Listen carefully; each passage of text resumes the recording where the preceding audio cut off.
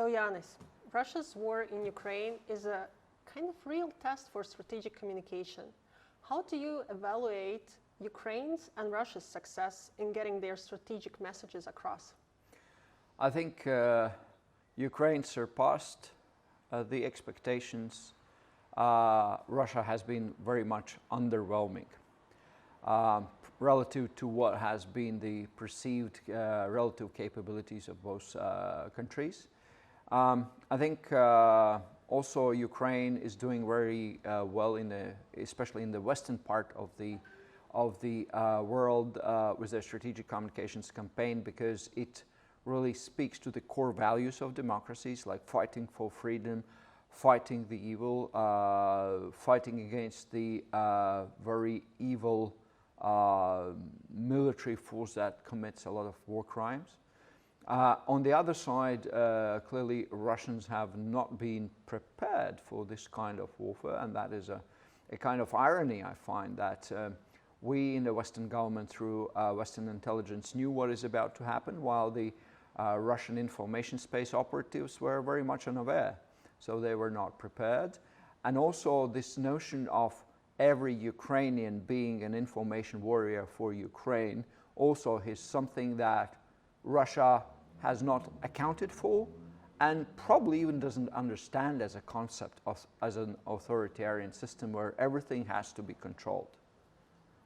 Yeah, so the digital Iron Curtain, when Russia is banning the Western social media platforms, pushing Western media out of the country, and vice versa. In the West, we have more limitations for Kremlin propaganda. How does this situation help, or vice versa, make it difficult to get strategic message across and win the warfare, information warfare?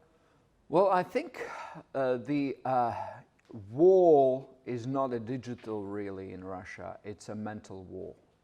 Because I don't agree with those that think that Russians have the particular opinion when they support the war because they have no other information source. I do think they have it, and if they choose, they could see the other information. But there is a mental war where basically I say part of the Russian population have self-identified with a narrative of greatness and exceptionalism of Russia, and is effectively denying consciously or subconsciously any other information a chance.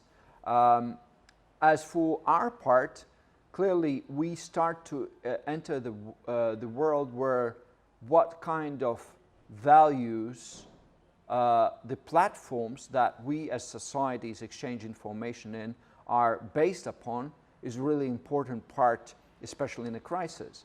And therefore we've seen, for instance, that the Russian platform like VK has become really fully controlled by Kremlin.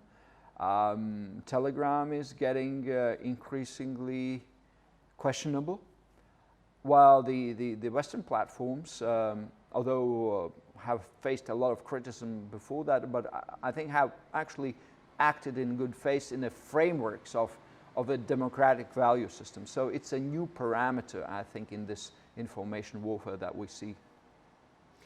Is there any project or process that is currently happening, not particularly maybe in your organization, but overall, that gets you excited and probably promises us fairer and more accountable global affairs in the future?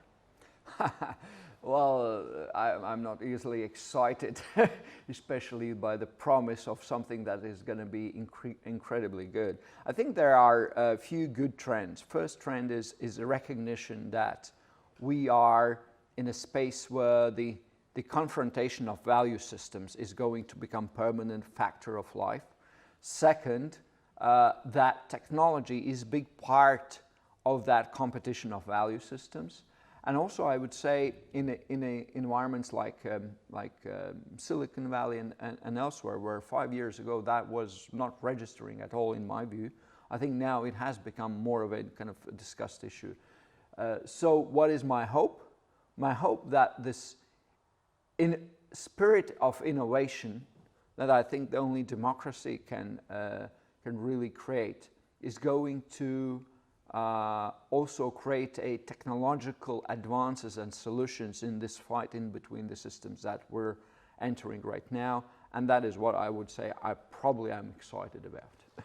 Thank you. And the last question, what are your key takeaways at this point from the 360 OS? Well, I think first and foremost, I like the way the people that are really working every day and trying to verify the information, fact check the information, look at the open source intelligence. The number of these people is growing, the skill sets is deepening, there are more and more techniques and tools they have at their disposal. And so I think we've also seen in this war that it has really been an asset for us in the West.